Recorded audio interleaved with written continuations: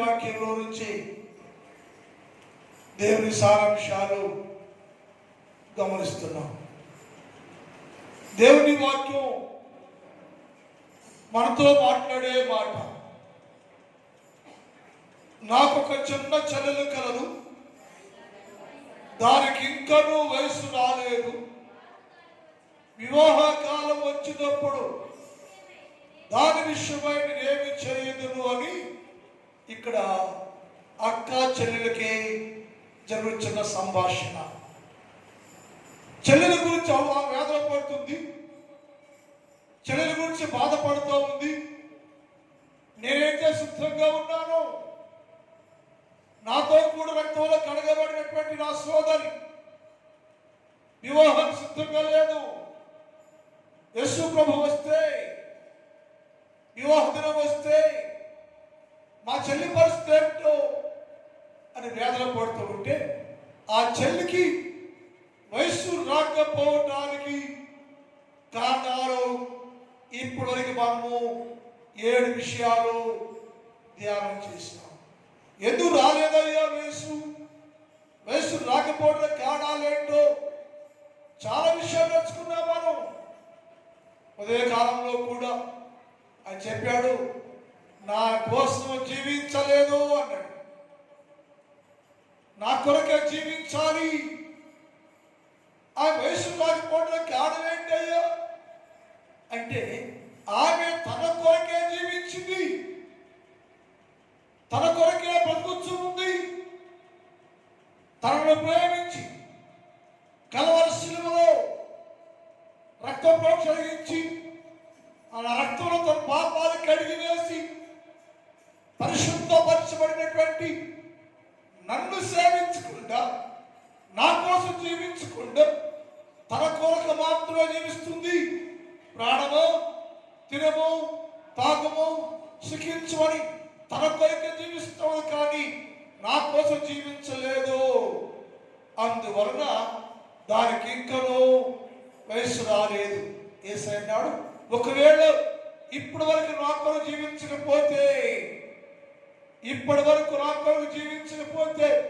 ఇక మీదట నిన్ను ప్రేమించి నీ కొరకు శిలువలో మరణించి సమాధి చేయబడి మృతులలో తిరిగి లేచిన వారి కోసం నువ్వు జీవించాలని ఉదయకాలం ధ్యానములో మనతో మాట్లాడారు. కనుక మన జీవితాలన్నీ యేసు ప్రభు కోసం జీవించాలి. మనం యేసు ప్రభువాన్ని వ్యర్థం చేయకూడదు. మన వలన యేసు ప్రభు నామానికి అపకీర్తి రానివారుగా, వివాహానికి యోగ్యులుగా యేసు క్రీస్తు ప్రభుల వారు మధ్యాకాశానికి వస్తే ఎత్తబడే సంఘంలో మన అందరం ఉండాలండి. ఉండాలంటే నీకు వివాహ కాలపు వయస్సు వచ్చిందిగా ఉండాలి. వయస్సు రాకపోతే చెట్లుగా ఉండి, సహవాసంలో ఉండి, క్రైస్తవులుగా ఉండి, ఆత్మీయ జీవితంలో మీరు జబ్బు కలిగి ఉంటే నీ స్థితి మార్చలేక ఉండదని హెచ్చరిక చేయబడింది. రెండోది వచ్చే భాగంలో అక్కకు వయస్సు వచ్చింది. అక్కకు వయసు రావడానికి కారణం ఏంటో తెలుసుకోవాలి మనం. రేపు చెలికే వయసు రాలేదు, రాకపోవటం 10 కారణాలు ఉండి 7 చెప్పాను, వదిలేస్తాను. అక్కకు వయసు రావడానికి కారణం ఏంటి? ఏంటి అంత శ్రద్ధ ఏంటి అంటే, అక్క గురించి లేఖనాల్లో 109 ప్రవచన భాగాలు ఏర్పాటు చేయబడ్డాయి. ఏమిటయ్యా అక్కకి వయస్సు రావడానికి ఒకేసారి ప్రారంభించారు కదంటే, ఆమె ఒకటి వయస్సు రావడానికి కారణం ఏంటంటే, నెంబర్ 1 ఆమె అంతరంగ పురుషుణ్ణి శుద్ధి చేసింది. కొంది వయసు వచ్చింది, ఆమెకి వివాహం వచ్చేసింది. వివాహం వస్తే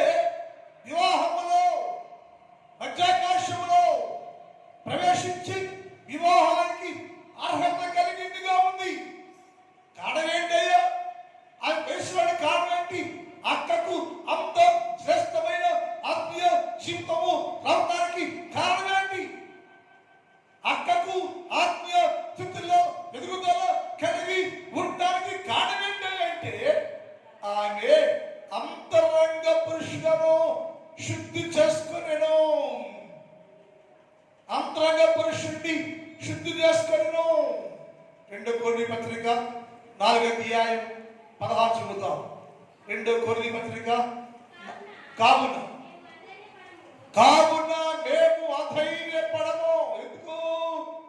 యేసయ్య వచ్చును, రాకడ వచ్చును, యేసుక్రీస్తు ప్రభు ఇప్పుడే వచ్చినా సరే అధైర్యపడం. మేము ధైర్యంగా ఉంటాం. మేము ఎందుకయ్యా ధైర్యం? దేనిబట్టి నేను నా అంతరంగ పురుషుడిని, నా లోపలి భాగాన్ని శుద్ధి చేశా, నూతనపరుచుకున్నాం. బాహ్య పురుషుడు కాదండి, బాహ్య పురుషుడిని చంపేశాను, బాహ్య పురుషుడిని విడిచిపెట్టేశాను. అంతరంగ పురుషుడు, నా అంతరంగ స్వభావాన్ని దినము నేను నూతనపరుచుకున్నానయ్యా. చదవండి. కావున అధైర్యపడము, నా బాహ్య పురుషుడు కృషించుచున్నను, అంతరంగ పురుషుడు అనుదినము నూతన పరచుచు ఉండెను. హల్లెలూయా, హల్లెలూయా. అదండి ఆమెకు ఆత్మీయ జీవితం శ్రేష్టంగా ఉండడానికి, అక్కకు వయసు రావడానికి ప్రథమ కారణం ఏంటంటే అంతరంగ పురుషుడు నూతనపరచబడెను, కొత్త జన్మ కలిగెను, కొత్త స్థితి కలిగెను, నవీన అనుగ్రహించబడను. ప్రతి దినం ఒక రోజు కాదండి, దినము నేను ప్రతిరోజు నేను వాక్యము చేత అంతరంగ పురుషులను నూతన పరుచుకుంటున్నా. అది కానీ ఎక్కడ జారిపోవటం లేదు, నేను ఎక్కడ పడిపోవటం లేదు. నేను స్థిరంగా ఉంటున్నాను, నూతనంగా ఉంటున్నాను. ప్రతి బిగి నుంచి చనిపోయిందాక నేను శుద్ధికరంగానే ఉండా, కొత్త పాత్రగా ఉండాను నేను. అందుకు నాకు ఆ దేవుడితో కలిసి వివాహంలో ప్రవేశించే వయసు వచ్చిందయ్యా. అలా రావడానికి కారణం ఏంటంటే అక్కడ ఉంటుంది, నా అంతరంగ పురుషుడు దినము నూతన పరుచుకుంటున్నాను. నేను చనిపోయాను, సరి చేసుకుంటున్నా, పడిపోయాను, సరి చేసుకుంటున్నా, ఈ శుద్ధిగా కోల్పోతున్నాను, సరి చేసుకున్నా. దినము నేను నా ఆత్మ జీవితాన్ని శుద్ధిపరచుకుంటూ నూతనపరుచుకుంటూ దినం నేను ప్రభుకు సమీపంగా ఉంటున్నానని నేను. అందువల్ల నాకు వివాహానికి తగిన వయసు వచ్చింది. మన జీవితాల్లో బాహ్య పురుషుడిని చూపిస్తామో కానీ ప్రపంచంలో క్రైస్తవులు అందరూ అయితే మీరే కదా అండర్స్టాండ్ నా మాట కనిపిస్తుంది. ఉదయం కూడా ఆడవాళ్ళ విషయం వాటికి తెచ్చుకున్నారు జనం. సో అలా కాదు, లోకంలో ఉన్నటువంటి మనుషులందరూ ప్రతి క్రైస్తవుడు బాహ్యంగానే క్రైస్తవుడు కాదు అని చెప్పే ధైర్యం ఉందా? పౌలవుడు ఎప్పుడంటే నాకు ధైర్యం ఉందయ్యా అన్నాడు. ఏంటి ధైర్యం అంటే దినదినం నిరంతరపరుచుకుంటున్నాను నేను. అలా నీవు కూడా నేను క్రైస్తవుని, విశ్వాసం నేను, పరిశుద్ధుడు అని చెప్పే ధైర్యం ఉందా? క్రైస్తవులుగా మనము భాగ్యాన్ని మార్చుకోకూడదు, భాగ్యాన్ని ప్రభుత్వించకూడదు. అంతరంగం మారిపోవాలి, అంతరంగం శుద్ధి కలిగి ఉండాలి, అంతరంగం దినదిన నూతన పరచుకోవాలి. అది ముఖ్యం. నీకు నీ బాహ్య అలంకారం కాదు. మానవుడు యేసుక్రీస్తు ప్రభువులో ఇష్టడుగా లేకపోవడానికి, శరీరవశం ఉండడానికి కారణం ఏంటంటే అంతరంగ పురుషుడు నూతన చేయలేకపోటు. వాక్యం అంటుంది మన జీవితాల్లోకి అంతరంగ పురుషుడు దినదినము నూతన పరచబడేవారుగా ఉండాలి. నూతన చేయబడాలి. అప్పుడే నీవు అక్క వరుసలోనికి వచ్చేవారుగా ఉంటాం. క్రైస్తవుడు పుట్టాడు, తల్లి కర్రలు పుట్టిన దగ్గర నుంచి వాక్యం తెలుసు మనకి. ఎన్నోసార్లు ప్రార్థన చేస్తూ ఉంటాం, వాక్యం చదువుతూ ఉంటాం. మరి ఇంత దేవుని దగ్గరికి కూడా నీ జీవితంలో దినం నూతనపరుచుకున్నావా? దినం అంతరంగ శుద్ధి పరుచుకుంటున్నావా? దినం దేవుని సమీపస్తూ ఉంటున్నావా? లేకపోతే నీవు కూడా చెల్లెల వరుసలోనే ఉంటావే కానీ అక్క వరుసలోకి రాలి. అక్క వరుసలోకి రావాలంటే అంతరంగ పురుషుడు దినదినము నూతన పరచబడాలి అని రాయబడి ఉంది. రెండో చెప్పాడు ఆయన, ఎందుకు అంత ఆమెకు అంత శ్రేష్టమైన భక్తి అంటే ఆమె కాల్చబడను అని రాయబడింది. కాల్చబడినట్టు దేంతో కాల్చబడింది అంటే ఆమె ఎప్పుడైతే దినదినము అంతరంగ పురుషుణ్ణి నూతనపరచుకోవడం ప్రారంభించిందో, దినదినము అంతరంగ పురుషుణ్ణి నూతనపరచుకోవడం ప్రారంభించిందో, పరిశుద్ధాత్మ అగ్ని ఆమెను కాల్చడం ప్రారంభించిందట. హల్లెలూయా, హల్లెలూయా. అది ఆమె శుద్ధీకరణ జరిగాను, మళ్ళీ అంత పోయాను, అంతరంగం మారిపోయాను, కాల్చబడింది, అంతరంగం కాల్చబడింది. లోపల శుద్ధీకరణమే. ఎందుకు అంతరంగం కాల్చడం అంటే బాహ్య వేసంగా వస్తుందో. మొదలుగా నీవు నీ బాహ్య పురుషుడు అంతరంగ పురుషుడు కలిసి బాగుండాల్సిందే. కానీ అది ఏమవ్వాలంటే అంతరంగ పురుషుడు కాల్చబడ్డాలి అవంటుంది. ఎందుకు ఆమెకు అంత పరిశుద్ధమైన జీవితమయ్యో వివాహానికి సిద్ధము కలిగి ఉందయ్యో అంటే యేసయ్య అంటున్నాడు, అది కాల్చబడిందయ్యో, అంతరంగం కాల్చబడిందయ్యో, పరిశుద్ధాత్మ అభిషేకాన్ని పొందిందయ్యో, పరిశుద్ధ శక్తి పొందిందయ్యో. ఆ ప్రభావంతోనే ఆ తన్ను తాను సిద్ధపరచుకుంటూ ఉంది. క్రైస్తవుడా, ఈ రాత్రి నీ జీవితంలో శుద్ధీకరణ ఉందా? నీ జీవితంలో కాల్చబడిన అనుభవం ఉందా? కాల్చబడ్డావా? నీవు అంతరంగా కాల్చుకుంటున్నావా? వాక్యంతో కాల్చుకుంటున్నావా? పరిశుద్ధాత్మ అగ్నితో అభిషేకం నింపబడుతున్నావా? ఆ నింపబడితేనే నీవు వివాహానికి తగిన జీవితాన్ని కలిగిన వారు. క్రైస్తవులు సరిపోదండి, క్రైస్తవులకు సరిపోదు, నేను పాస్టర్ గారిని చెప్పుకుంటూ సరిపోదు. నా అంతరం కాల్చబడాలి, నా జీవితం శుద్ధి చేయబడాలి. అప్పుడు నేనైనా నీవైనా వివాహానికి అర్హత కలిగిన వారుగా ఉంటాం.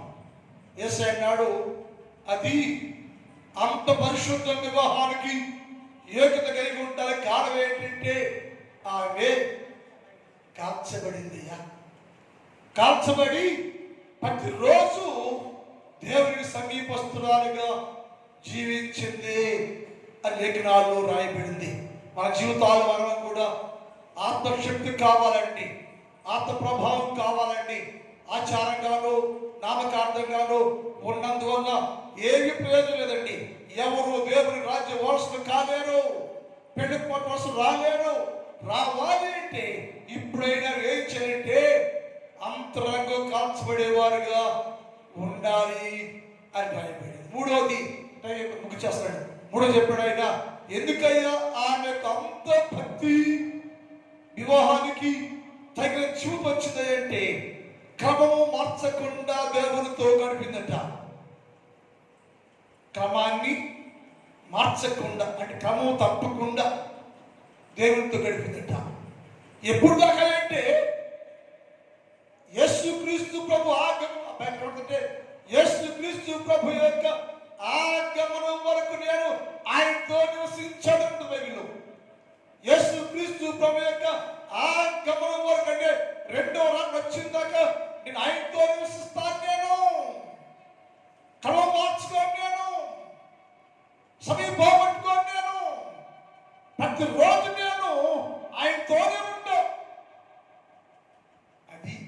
జీవితం. ప్రపంచ క్రైస్తవ్యం రకరకాలుగా ఉంటే మనం పనికి వెళ్తే గుడికి రాలేవు, పొద్దు పని చేసి తలిసిపోతే గుడికి రాలేవు, బిడ్డలకి భోజనం పెట్టే పని అవ్వకపోతే గుడికి రాలేవు, ఆచారం వేస్తే ఎక్కువ బట్టలు ఉంటాయి కుచ్చుకుంటూ ఉంటా గుడికి రాలేవు, ఆధార బంధువులు వస్తే వాళ్ళ వడ్డీ పెడితే పోతే గుడికి రాలేవు. అన్ని పనులు శక్తులు ఉంటుంది మనకి. యేసయ్య దగ్గర మాత్రం క్రమం తప్పకుండా రాలేము. అది మా జీవితాలు పోగొట్టుకుంటున్న ఆశీర్వాదాన్ని. నీకు ఎన్నున్నా సరే ఆ అంటుంది, నేను క్రమం తప్పకుండా ఆ గమనం వరకు నేను నా ప్రభుత్వం నివసించడం, నేను సమయాన్ని పోగొట్టుకోను. యేసయ్య ఎక్కువ నాకు, యేసయ్య రాజ్యం ఎక్కువ నాకు. నేను వధువు సంఘంలో చర్చబడి పెళ్లి కుమార్ మనసులోకి తీసుకురాబడాలి నేను అంటే నేను క్రమాన్ని పాటిస్తాను. క్రమశిక్షణ వస్తువు సంఘానికి, విశ్వాస క్రమశిక్షణ వస్తువు క్రమంగా ఉండాలి. వాక్యంలో క్రమం ఉండాలి, ప్రార్థనలో క్రమం ఉండాలి, భక్తిలో క్రమం ఉండాలి. ఎప్పుడు దేవుడితో క్రమం కలిగి ఉండాలి. ఆయన అప్పుడప్పుడు కలుసుకుంటే ఏమో బైబిల్ మాట్లాడి, నా ప్రియుడా మన సైన స్థానము ఏ పచ్చని చోటు అంట బైబిల్ పరమిత్రంలో. నా ప్రియుడా మన సైన స్థానము ఏ పచ్చని చోటు, అక్కడ నేను నిత్యము కలిసి కొందునంటుంది.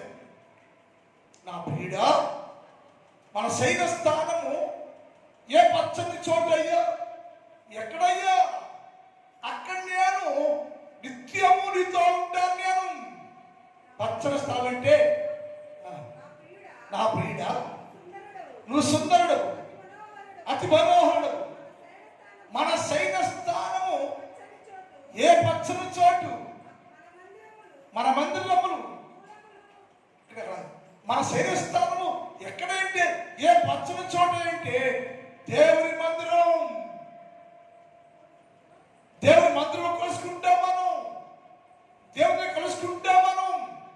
అక్క అలాగే సమయాన్ని పోలేకుండా, సమయం ఉండగానే నిర్లక్ష్యం చేయకుండా యేసు ప్రభువుని విలువరిస్తూ, యేసు ప్రభుతో కలుసుకుంటూ నిత్యం ఆయనతోనే కలిసి జీవించడం వలన ఎక్కడ ఉంటే అక్కడ ప్రతి సమయంలో సమయమందు అసమయందు యేసు క్రీస్తు ప్రభువుని వారిని కలుసుకొని ఆయనతోనే ఉన్నందువలన ఆయనకు వివాహ కాలము అనుగ్రహించబడెను.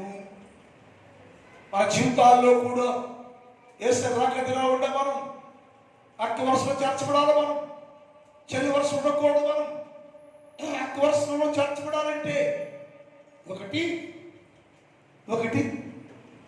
అంతరంగము నూతనపరచుకోవాలి, రెండోది కాల్చబడాలి ఆత్మచేత, మూడవది క్రమం తప్పకుండా ఆయన సహవాసములో ఉండాలి. అప్పుడు నీవు అక్క వరుసలోకి వచ్చును గాక.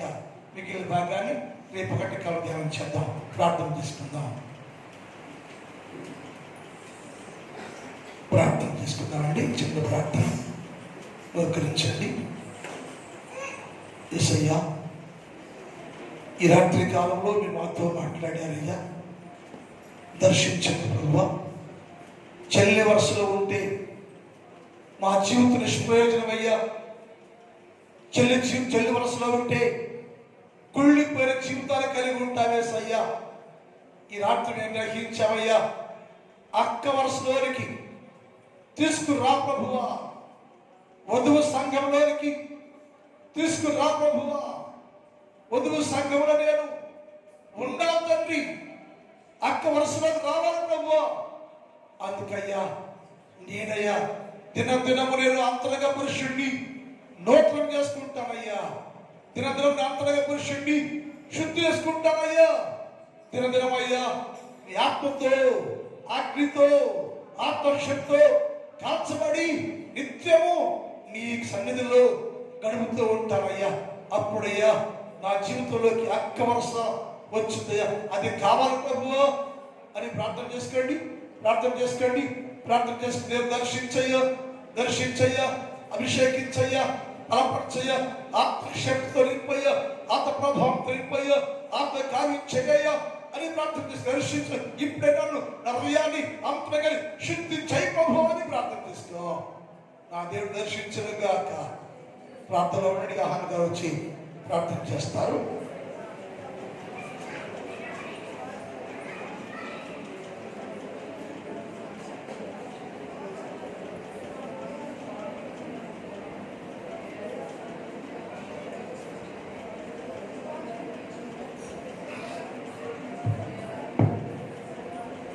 పరిశుద్ధుడా పరిశుద్ధుడా పరిశుద్ధుడా పరిశుద్ధుడా ప్రేమ కలిగినటువంటి తండ్రి, మీ పరిశుద్ధ పాదములకు స్తోత్రములు స్తోత్రములు స్తోత్రములు స్తోత్రములు చెల్లిస్తూ ఉన్నాము తండ్రి. దయగలిగినటువంటి నా ప్రభు ఈ రాత్రికాల సమయంలో ప్రభు ప్రతి ఒక్కొక్కరు కూడా ప్రభు మీ సన్నిధిలో చేరిన ఆయన అయా మిమ్మల్ని అడుగుతూ ఉన్నారు ప్రభు. మీ సన్నిధిలో చేరి ప్రార్థన చేస్తూ ఉన్నారు ప్రభు. ప్రతి వారు తండ్రి సన్నిధిలో ఆయన భోజడుతూ ఉన్నారు ప్రభు. అయా ప్రభు మీ దాసుడు చెప్పినటువంటి మాటలను గ్రహించుకుని ప్రభు ఆత్మీయత కలిగినటువంటి బిడ్డలుగా మేము జీవించడానికి నీ కృపను దయచేయండి తండ్రి.